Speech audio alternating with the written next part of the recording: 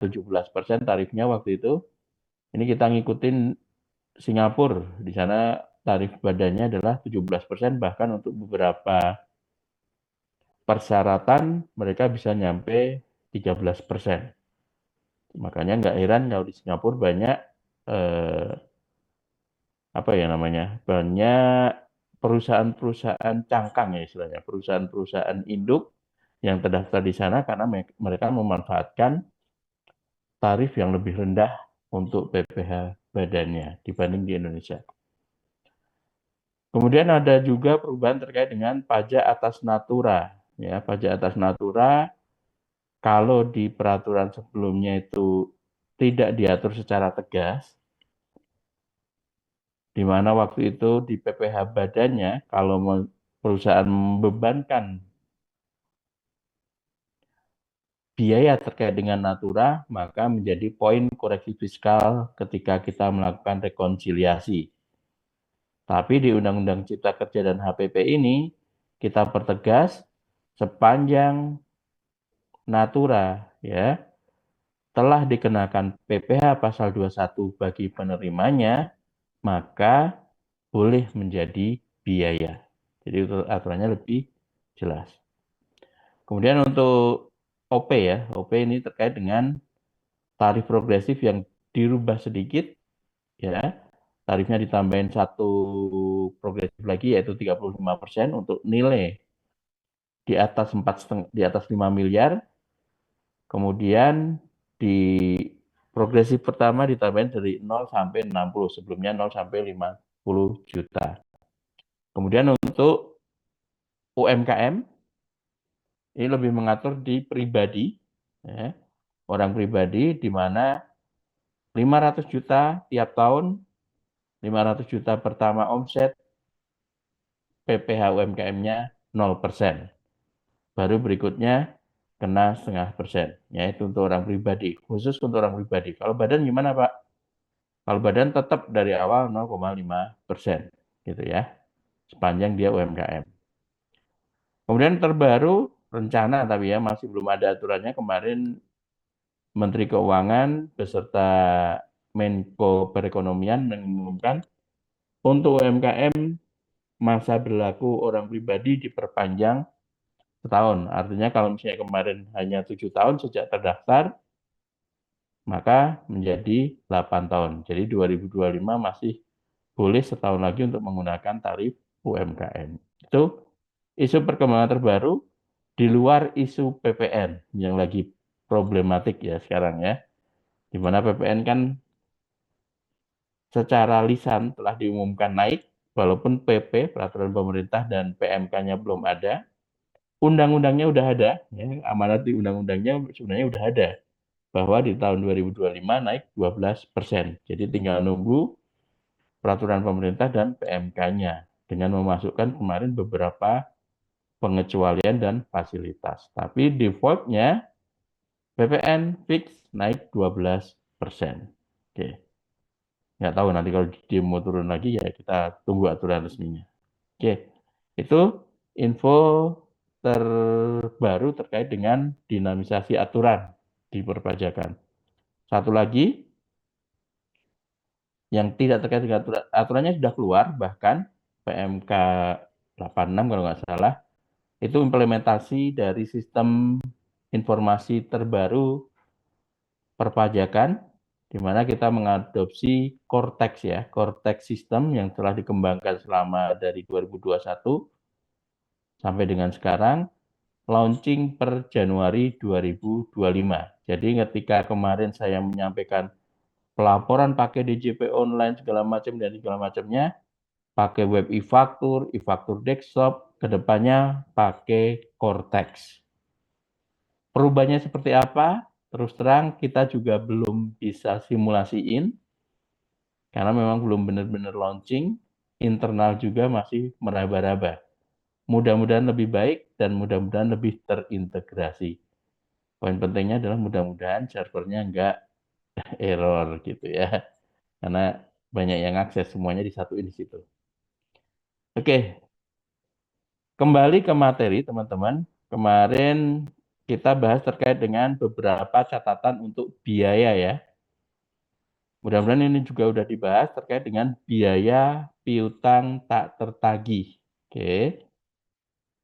Untuk piutang yang nyata-nyata tidak dapat tertagih, jadi kita menganut prinsip realisasi. Ya. Kita menganut prinsip realisasi, pajak akan membebankan kalau itu benar-benar terrealisasi. Ya. Jadi kalau misalnya masih dalam bentuk cadangan, masih dalam bentuk penyisian, itu masih belum dapat dibiayakan, kecuali untuk beberapa industri atau perusahaan, bank, ataupun pertambangan dan kehutanan, sama pengolahan limbah ya. Tapi ketika misalnya benar-benar tidak tertagih, misalnya piutang tak tertagih, kita boleh membebankan dengan aturan yang terukur. Di sini ada PMK 57 dan diubah terakhir di PMK 207 tahun 2015. Yang paling penting, dia telah dibebankan di laporan laba rugi komersil. Kemudian wajib pajak itu menyerahkan daftar yang tidak dapat ditagihnya itu kepada DJP. Siapa sih debiturnya? Ya, siapa saja yang meminjam duitnya, siapa saja yang ngutang, istilahnya dikasih ke DJP daftarnya. Berikut nilai pinjaman atau nilai piutang. Kemudian perkara penagihannya telah diserahkan kepada pengadilan negeri, ya, atau terdapat perjanjian tertulis mengenai penghapusan piutang antara kreditur dan debitur atas piutang yang ternyata tidak dapat ditagih tersebut. Ini yang paling gampang. Ini kan bahasanya atau. Jadi kalau misalnya teman-teman nggak bisa menyerahkan ke pengadilan, paling gampangnya adalah ya modal dikit lah ke notaris, bikin perjanjian tertulis bahwa dihapus utang piutang antara kreditur A dan debitur B.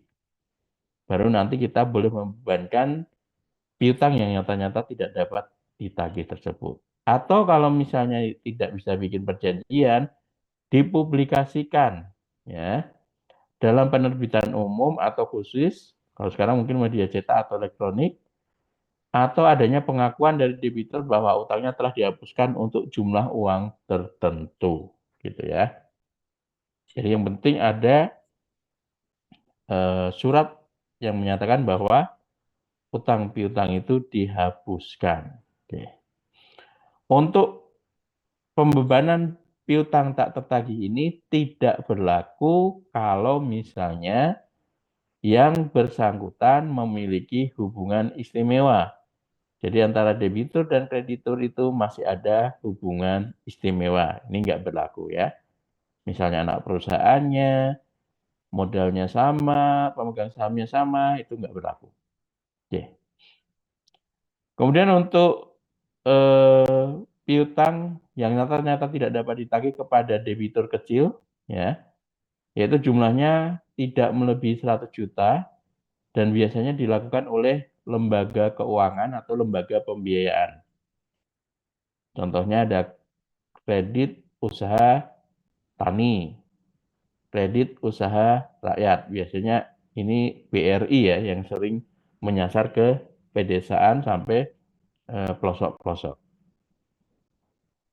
Kemudian piutang yang ternyata tidak dapat ditagih kepada debitur kecil lainnya adalah piutang yang debitur kecil lainnya yang jumlahnya tidak melebihi 5 juta. Oke. Apabila piutang yang nyata-nyata tidak dapat ditagih, ternyata di kemudian hari itu dibayar, maka kita harus mengakui sebagai penghasilan. Ya, udah ada surat penghapusannya, ternyata udahlah daripada saya ditagih di akhirat misalnya, saya bayar aja hutangnya. Maka dibukukan sebagai penghasilan karena dulu mungkin sudah dibiayakan. Kemudian catatan terkait dengan pajak daerah ataupun restribusi daerah ya. Jadi kalau pajak daerah kan ada namanya PBB, BPHTB, pajak reklame, ya, iklan, pajak hiburan, pajak hotel, pajak parkir. wisata ya, termasuk retribusi air tanah itu juga masuk dari elemen pajak daerah. Sepanjang terkait dengan kegiatan usaha, maka pembayaran terkait dengan pajak daerah, apapun namanya itu, boleh dibebankan. Ya, boleh dibebankan. Kalau yang nggak boleh dibebankan apa Pak? Pajak pusat.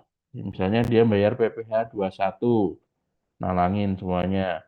Bayar PPh sewa, ya. Bayar PPh apa lagi ya?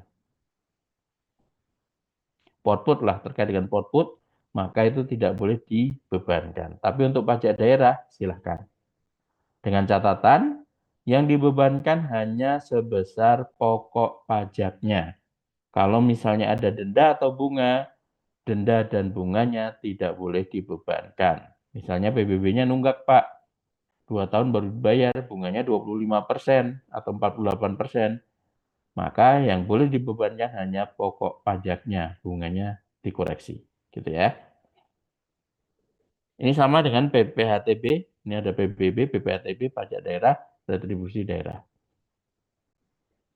Nah, sebelum masuk ke penyusutan, saya pengen mengenalkan konsep hubungan istimewa. Kemarin udah disampaikan belum sama Pak Darmanta ya? Terkait dengan transfer pricing, dokumentasi. Ada slide lain lagi nggak sama beliau? Ada nggak kemarin? PMK 213? Udah belum? Halo? Itu yang transfer pricing, Pak. Udah disampaikan? Saya ingat saya udah, Pak. Oh, sudah ya, berarti dia pakai PMK 213 udah ya. Ya, ini kenapa saya coba sampaikan teman-teman, karena memang sekarang ekonomi yang ada di Indonesia didominasi oleh perusahaan-perusahaan yang bagian dari grup, ya. Bagian dari grup antar satu dan perusahaan lainnya, mereka saling terkait, memiliki hubungan istimewa baik secara langsung maupun tidak langsung. Oke. Sebelum lebih jauh ke TP-nya, di Undang-Undang PPh kita juga mengenal konsep hubungan istimewa. Jadi hubungan istimewa nanti ada di Undang-Undang PPN dan Undang-Undang PPh. Ya. Hubungan istimewa di Undang-Undang PPh itu disebabkan karena dua hal. Pertama terkait dengan kepemilikan atau penyertaan modal.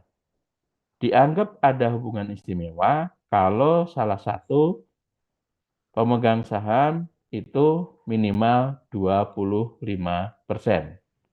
Jadi ada PTA, PTB, PTC. Kalau misalnya dimiliki oleh Tuan A ya, Tuan A misalnya. Tuan A punya saham di PTA 60%, PTB 70%, PTC 90%. Maka antara A, B, dan C mereka hubungan istimewa, walaupun secara nggak langsung. Kalau yang langsung gimana? PTA punya saham di PTB, punya saham di PTC, punya saham di PTD. Maka antar mereka punya hubungan istimewa secara langsung. Gitu ya. Itu terkait dengan kepemilikan atau penyertaan modal. Makanya ketika kita misalnya mengawasi sebuah perusahaan, biasanya kita bikin pohon kepemilikan saham. Karena mayoritas kan berbentuk PT, perseroan terbatas. Ujung-ujungnya nanti ketemu siapa sih ini beneficial owner-nya itu siapa gitu. Biasanya merucut ke orang pribadi, Mr. X misalnya. Nanti gurita bisnisnya ke sini, ke sini, ke sini, ke sini, ke sini, semuanya dipetakan gitu ya. Nah, dengan sistem yang baru mungkin nanti lebih gampang kita memetakan. Kalau kemarin-kemarin kan kita harus bikin profilnya, ngambil dari AHU, ngambil dari bursa, ngambil dari laporan keuangan WP dan seterusnya. Gitu ya. Oke, ini untuk terkait kepemilikan atau penyertaan modal. Ada juga yang terkait dengan penguasaan manajemen atau teknologi. Walaupun misalnya antar perusahaan itu tidak ada keterkaitan saham atau modal, Tapi kalau misalnya salah satu perusahaan menjadi pengendali atas manajemen dan teknologinya, maka bisa diarahkan ke hubungan istimewa. Itu ya. Ini pengendalian terkait dengan teknologi atau manajemen. Misalnya ini, Tuan A merupakan direktur utama dari PT B dan PT C, maka PT B dan PT C terdapat hubungan istimewa karena di bawah penguasaan manajemen yang sama. Contoh lagi, PT X perusahaan yang memproduksi minuman dengan formula dari PT Y. Walaupun PT X dan PT Y tidak ada kepemilikan saham yang sama, tapi antara PT X dan PT Y terdapat hubungan istimewa. Karena kalau tanpa formula tersebut, dia nggak bisa produksi misalnya. Ini biasanya kita temui di perusahaan otomotif. Ya, biasanya perusahaan otomotif yang ada di Indonesia ini kita terafiliasi dengan perusahaan yang ada di Jepang dan Cina ya sekarang. Kalau misalnya selain otomotif, ada juga perusahaan produk turunan dari susu, misalnya ya susu ultra segala macam. Itu biasanya mereka ada penguasaan teknologi dari perusahaan yang ada di New Zealand atau di Belanda, gitu ya. Contoh lain kemarin saya nemuin bir bintang ya. Ya kalau misalnya ini kan bir bintang itu kan dikuasai oleh Heineken yang ada di Belanda. Walaupun sahamnya tidak mayoritas ya, tapi tetap penguasaan teknologi, penguasaan formula dikendalikan oleh Heineken, maka kita kategorikan mereka memiliki hubungan istimewa ya untuk beberapa produk. Oke, ini penjelasan konsep hubungan istimewa di pasal 18 Undang-Undang PPH. Kenapa harus dipahami? Saya sekali lagi, teman-teman nanti terjun ke dunia bisnis, baik sebagai owner ataupun nanti sebagai karyawan atau petugas pajaknya, maka harus memahami terkait dengan konsep pasal 18 Undang-Undang PPH ini. Ini masih berlaku sampai sekarang ya, tidak ada perubahan. Di mana disampaikan DJP punya kewenangan untuk menentukan kembali, baik itu terkait dengan penghasilan, biaya, utang menjadi modal, ya.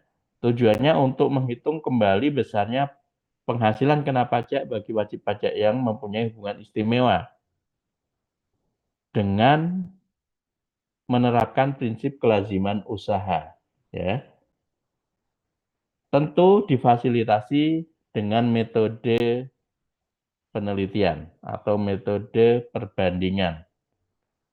Jadi kita mengenal ada 4 metode di sini, yaitu nanti ada metode perbandingan harga atau kita mengenal bahasa kerennya nanti CUP method, comparable uncontrolled price. Jadi kita membandingkan harga dengan pihak istimewa dibandingkan dengan pihak independen, sama atau enggak. Nah, ini bisa dilakukan kalau misalnya produknya setipe, sejenis, ya, identik istilahnya ya. Tapi kalau produknya beda-beda, ya susah kita pakai metode CUP. Ketika metode CUP tidak bisa dipakai, maka dipakailah metode harga jual kembali atau RPM, Resale Price Method ya. Nah, ini biasanya dipakai kalau misalnya kita bertindak sebagai manufaktur atau distributor ya. Ya, kita sebagai distributor. Jadi tinggal siapa dulu yang diuji. Belinya sekian, jualnya sekian. Jadi dia hanya di ranah gross profit margin. Oke.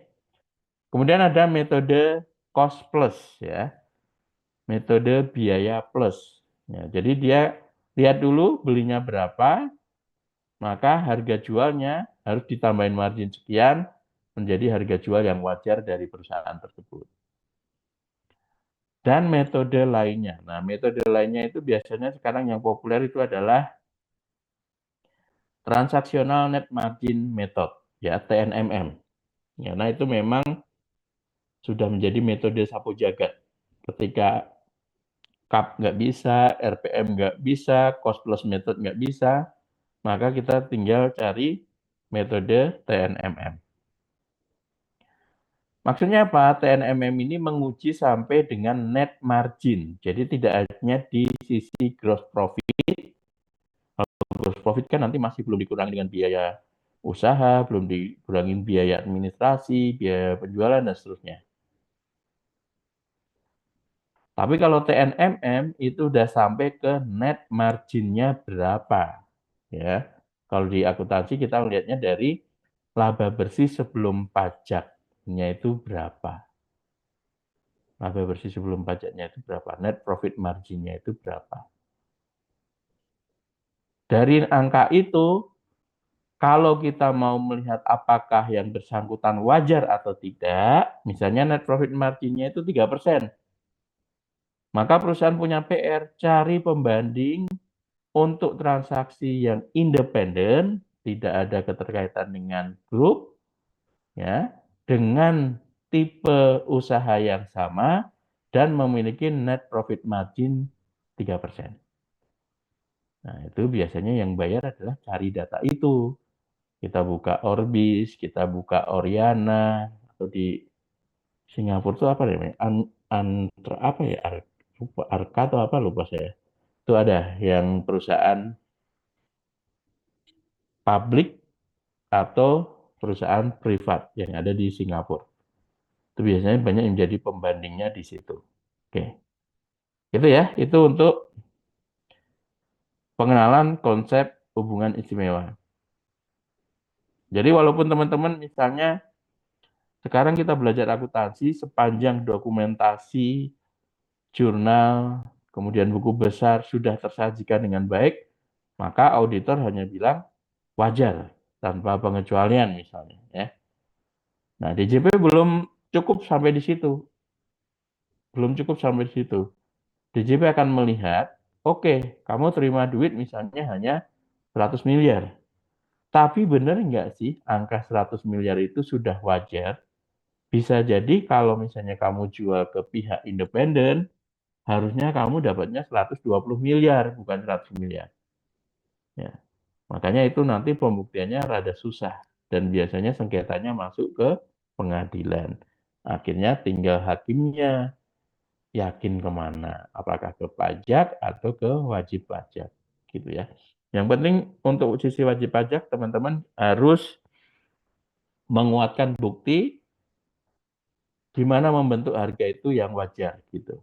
Kalau misalnya sudah ada tipidoknya, ya udah biasanya Gakim akan mempertimbangkan dengan serius bahwa wajib pajak sudah mengupayakan untuk membuat dokumentasi terkait dengan hubungan istimewa. Nah, oke, sebelum situ mungkin saya tampilkan untuk tipidok yang harus dibuat. Mungkin Pak Darmanta kemarin juga udah sekilas ya. Nggak ada salahnya saya coba tampilkan dulu sebentar.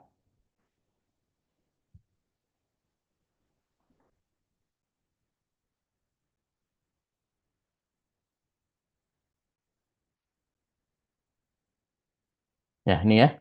Jadi dasar hukumnya adalah PMK 213 tahun 2015 ya. 2016. Nah, itu berlaku waktu itu di 2016 tapi Desember. Jadi waktu itu pada kelimpungan wajib pajak. Awal tahun mau laporan SPT tahunan, mereka harus bikin Tipidok. Nah, itu legalnya di PMK 213. Di sini mengatur terkait dengan dokumen apa aja yang harus disiapkan oleh wajib pajak ketika nanti DJP meminta dokumentasi terkait dengan penentuan harga wajar. Oke. Prolognya ini dicatolkan dari Undang-Undang KUP dan juga Undang-Undang PPH, ini aturan pelaksana dari KUP PP 74. Kemudian di sini ada istilah-istilah lainnya. Hubungan istimewa itu apa? Pihak afiliasi, transaksi afiliasi. Yang penting ini transfer pricing, penentuan harga transfer dan dokumennya menjadi dokumen transfer pricing atau TPDoc. Itu ya. Ini prinsip kewajaran dan kewajiban usaha atau kita mengenalnya arm's length principle ya, ALP. Grup usaha entitas induk. Siapa yang wajib membuat Tipidok? Jadi tidak semua wajib pajak itu wajib buat Tipidok ya. Jadi ada kriterianya. Kemudian apa isinya dan bagaimana penyelenggaraan. Itu isi dari PMK 213. Tipidok ada 3, teman-teman. Ada master file, local file, dan CPCR. Dokumen induk, dokumen lokal, dan laporan per negara. Untuk beberapa perusahaan yang belum super bonafit, biasanya hanya 2 ini, master file dan local file. Tapi kalau untuk perusahaan yang benar-benar multi global dan super bonafit, dengan omset afiliasi itu di atas 11 triliun misalnya dalam 1 tahunnya, maka dia pakai CBCR, laporan per negara. Oke. Nah ini uji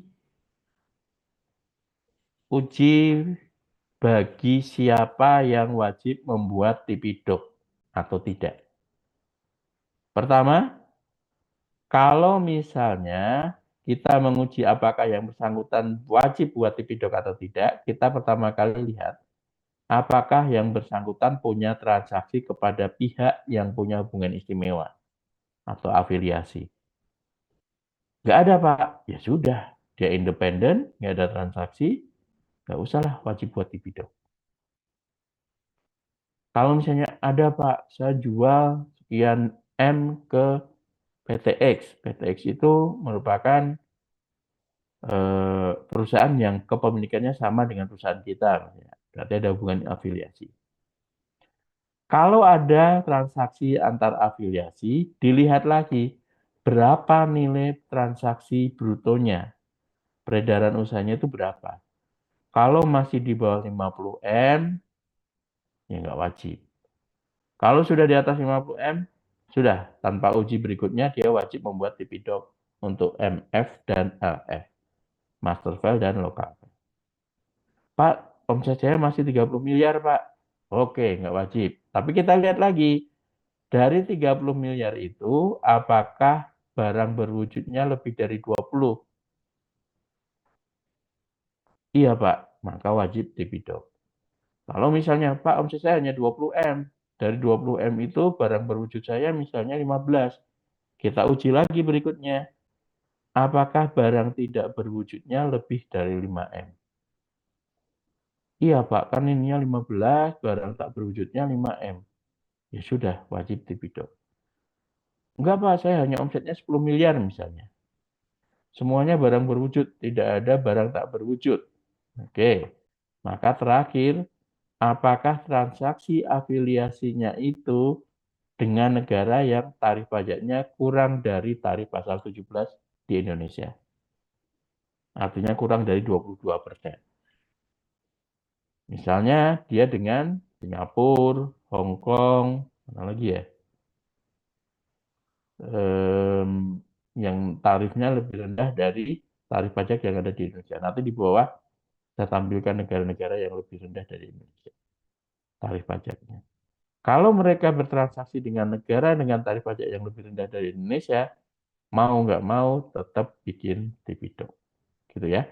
Kalau dari sini sampai sini nggak ada juga, nggak memenuhi, oke, dia nggak wajib bikin Tipidok. Gitu ya. Ini uji kewajiban, apakah dia wajib bikin atau tidak.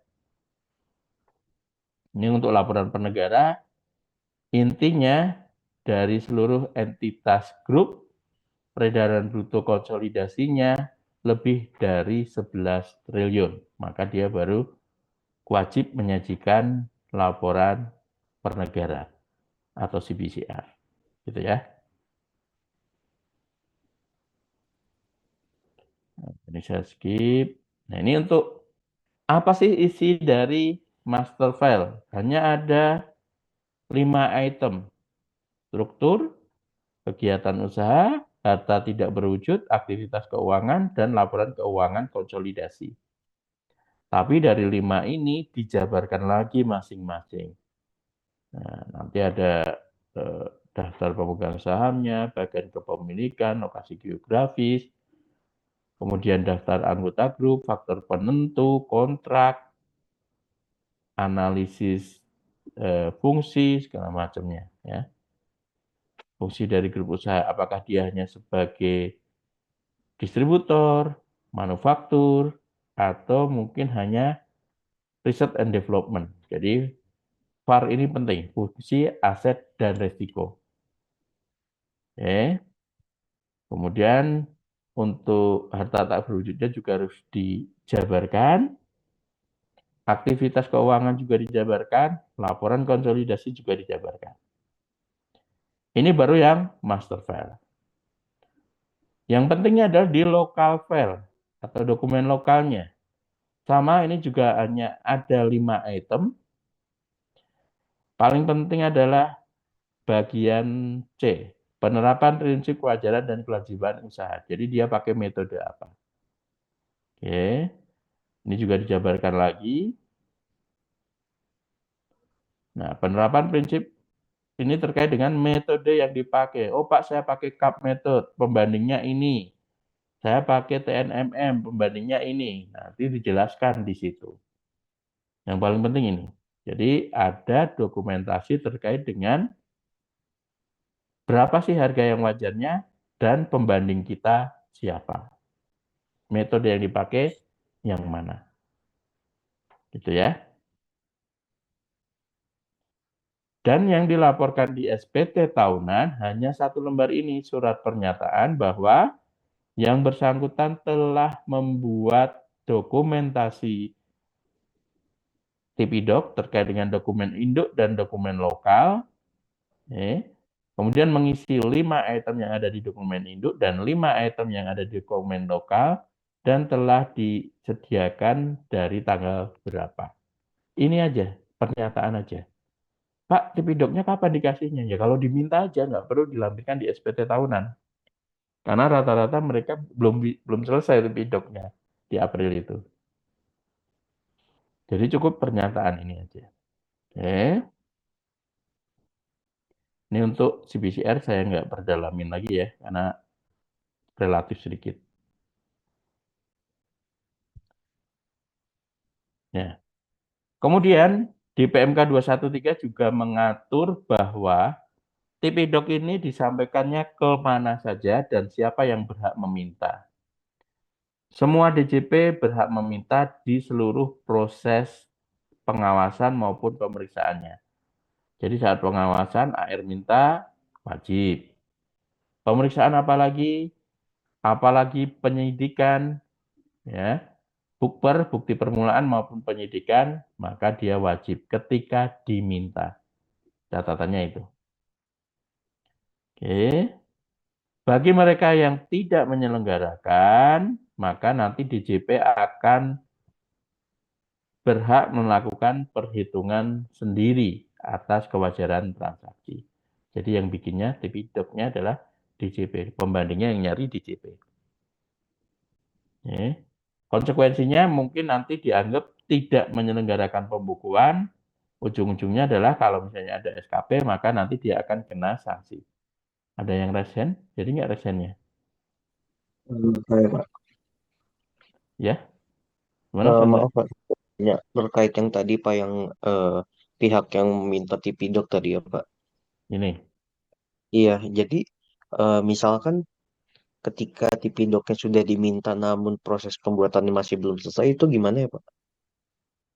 Sebenarnya kan ini adalah aturan tertulis yang ada di SE maupun PMK ya. Kalau misalnya dia proses di pengawasan, 14 hari setelah permintaan dikirim. Dan biasanya di pengawasan itu nggak langsung, misalnya gini, 2024 itu kan teman-teman lapor SPT 2023 gitu ya, di bulan April misalnya.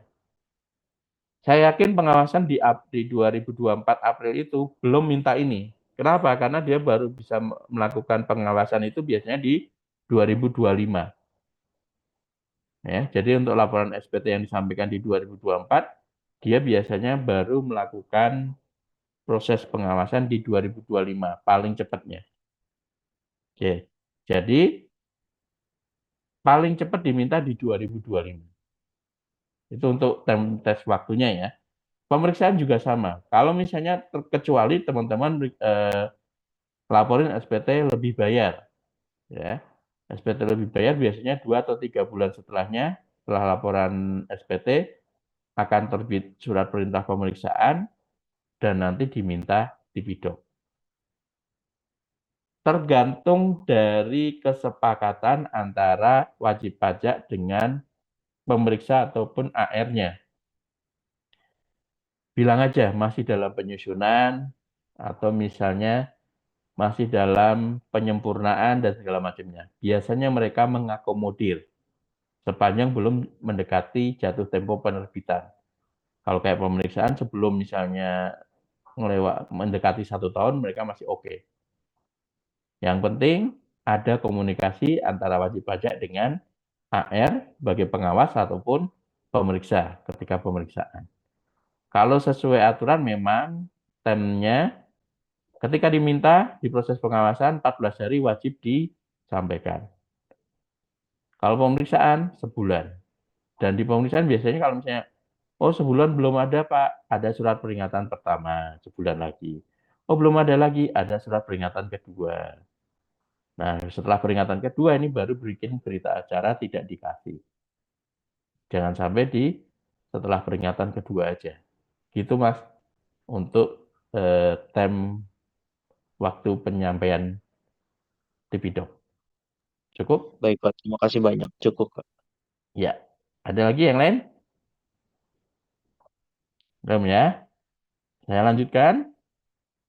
Tadi, ketika misalnya Tipidok tidak dibikin, maka bisa jadi dianggap tidak menyelenggarakan pembukuan, pasal 28 Undang-Undang KUP, sanksinya bukan bunga, tapi kenaikan. 50% untuk PPh, ya, bisa 100% untuk PPN. Kemudian bagaimana penyelenggaraannya? Tipidok wajib dibuat dalam bahasa Indonesia. Walaupun mungkin tenaga ahlinya bisa mungkin pakai bahasa asing, tapi harus diterjemahkan ke dalam bahasa Indonesia. Gitu ya. Jadi tetap dalam bahasa Indonesia. Kemudian ini negara-negara dengan tarif, kalau dulu kita ini 2022 ke bawah ya, 2021 ke bawah, kita kan 25%. Nah, ini negara di bawah 25%. Saya nggak tahu Malaysia ini udah berubah belum, kayaknya belum. Ya. Kalau yang 22 sekarang kan udah sama dengan kita. Nah, yang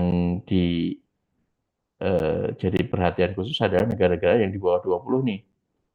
Nih, termasuk Singapura. Ini negara kecil tapi ekonomi kita dikendalikan di sana nih. Taiwan, Hong Kong, oke. Bahkan beberapa negara terdaftar yang di sini, ya, 0% free tax ya. Kayak misalnya di sini Malta, Hungari, Lithuania, ya, terus sorry, yang ini Montenegro, biasanya negara-negara persemakmuran Inggris. Oke, ini ya. Jadi lihat dulu kalau misalnya transaksi afiliasi dengan negara-negara sini biasanya dipelototin untuk pembuatan Tipidoknya karena kita takutnya digeser keuntungannya ke negara tersebut. Oke, itu sekilas terkait dengan Tipidok. Coba saya lihat apakah saya punya contoh dokumentasi Tipidoknya nggak? Harusnya ada kok.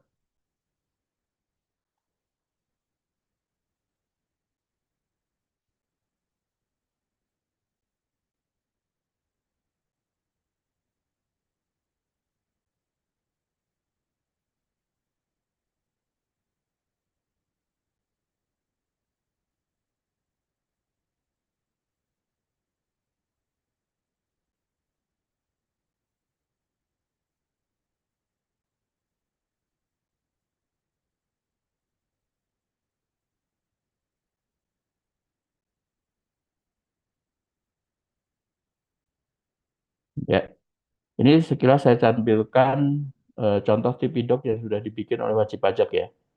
Cuma nanti nggak saya share karena ini dokumen resmi wajib pajak. Ini kalau misalnya teman-teman tahu sebuah perusahaan namanya PT Musimas, pernah dengar nggak? Nggak dengar mungkin ya. Si Musimas ini adalah perusahaan sawit backgroundnya. Kalau misalnya teman-teman di produk konsumennya itu Sanko ya, minyak Sanko, minyak goreng.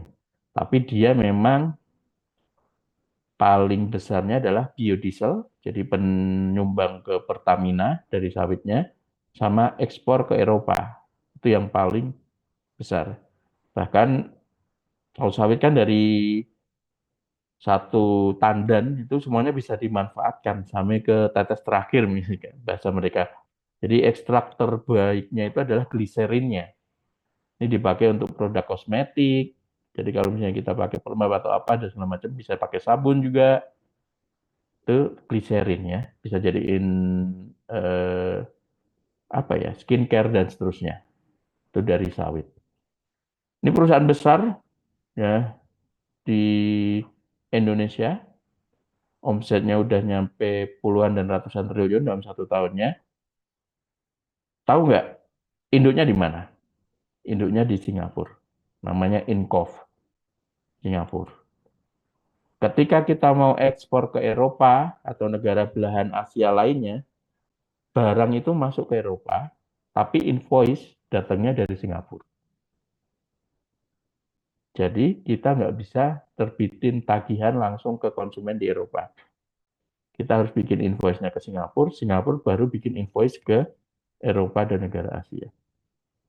Dalam prosesnya, bikin invoice itu dikasih komisi berapa? 5-7%. Nggak ngapa-ngapain. Cuman bikin tagihan, dikasih 5%. Nah, ini yang sedang kita kejar ya di Indonesia. Cuman, hebatnya dia udah bikin Tipidok lengkap. Ini master file-nya ada 47 halaman. Karena memang ini perusahaan afiliasinya ya, banyak banget ya, ratusan. Nah, kemudian dia, ini master file, dijabarkan siapa strukturnya, pemegang sahamnya, ini singkatan karena nggak cukup mungkin ya. Ini dulunya orang Indonesia, cuman sekarang Makarim ya namanya ya. Sekarang sudah berdomisili dan berwarga negara Singapura. Rata-rata gitu semua perusahaan yang ini. Banyak banget, ini dokumen induknya, ini pohon kepemilikannya. Ini musimas, musimas. Terus, mana sih yang info-nya nggak ada ya. Lokasi geografis,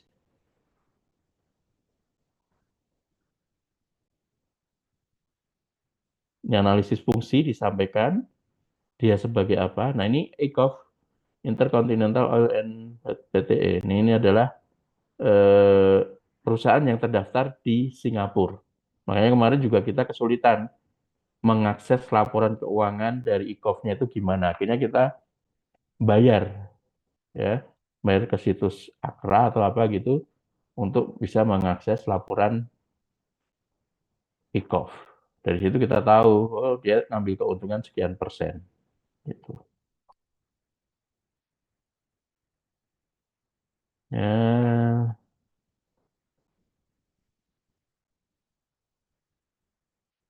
ini deskripsi harta berwujud lengkap ini. Sudah laporan konsolidasi, terus dokumen lokalnya. Nah ini yang paling penting, dia pakai metode apa?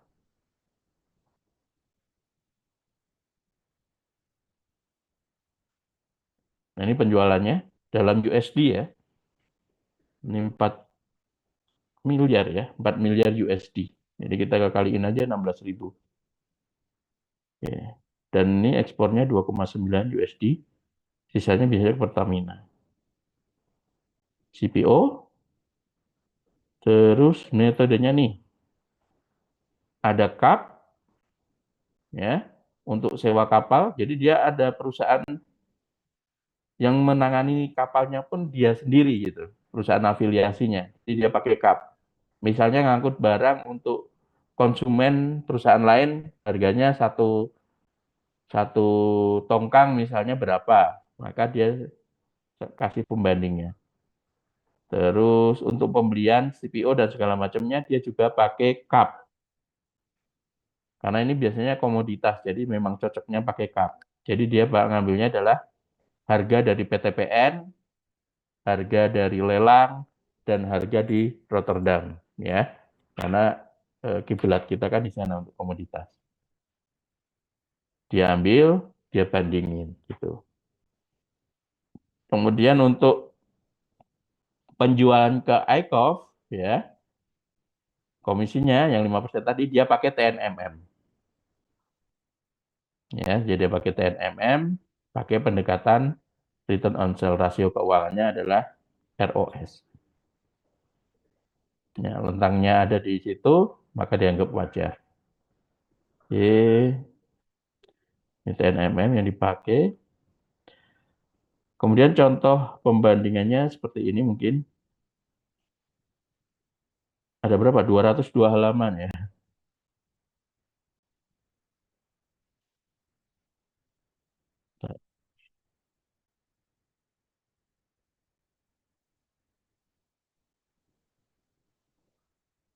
Yang ekspor.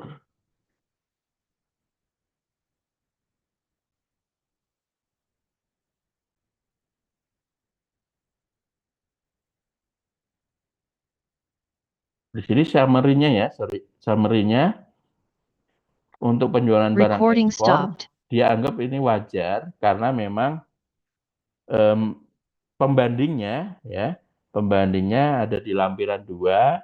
Ini adalah margin yang dihasilkan dari ECOF untuk penjualan CPO 1,5% dan penjualan produk khusus 5%. Nah, ini kemarin yang menjadi sengketa kita ketika saya ngawasin perusahaan ini, kenapa dibedakan antara komoditas umum dan komoditas khusus? Kan sama-sama jual, artinya konsumennya nggak usah nyari lagi. Harusnya sama dong, hanya 1,5%. Tapi kekeh mereka 5%. Kita tetap koreksi di 1,5% itu kurang lebih dapatnya 300 miliar, tapi mereka nggak mau bayar. Akhirnya keberatan dan banding nanti ke depannya. Itu. Cuman secara kasat mata sebenarnya saya juga sanksi karena mereka sudah sangat rapi. Jadi kalau misalnya kita dapat perusahaan yang kayak gini ya susah ya ngoreksinya ya. Karena memang sudah benar-benar prudent. Ini tanpa konsultan, teman-teman. Jadi karyawannya sendiri. Karyawan menyangkap direktur dan sekarang merangkap jadi komisaris. Jadi single factor mereka. Coba saya tunjukin mana sih contoh lampiran yang membandingkan gitu. Nah ini contohnya. Ini cup harga dari CPO dari per tanggal per hari per minggu sorry. Ini sekian, kemudian harga dari pihak lain sekian, harga pasar sekian. Ini mereka benar-benar sandingin. Mereka bilang adjustmentnya paling hanya 500.000 Pak gitu. Jadi mereka nganggap ini semuanya wajar. Per tanggal nih ini. Ya udah kita juga mereka datanya lebih lengkap dan lebih komprehensif. Maka kita untuk pembelian CPO wajar mau gimana lagi. Udah sesuai istilahnya. Kemudian untuk TNMM-nya dia ngambilnya dari mana ya? Ntar.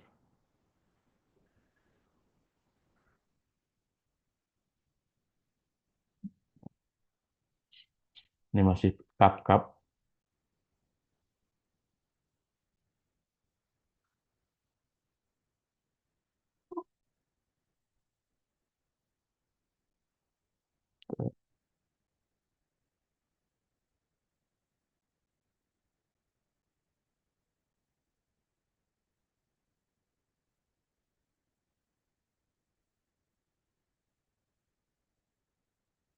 Ini masih cup method.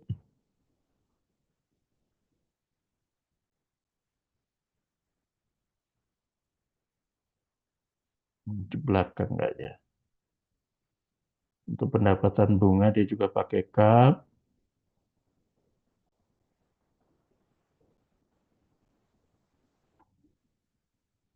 Nah, ini baru ke TNMM, langkah-langkahnya. Terus ini dia ngambil dari database TV Katalis ya. Ini bayar teman-teman, database TV Katalis.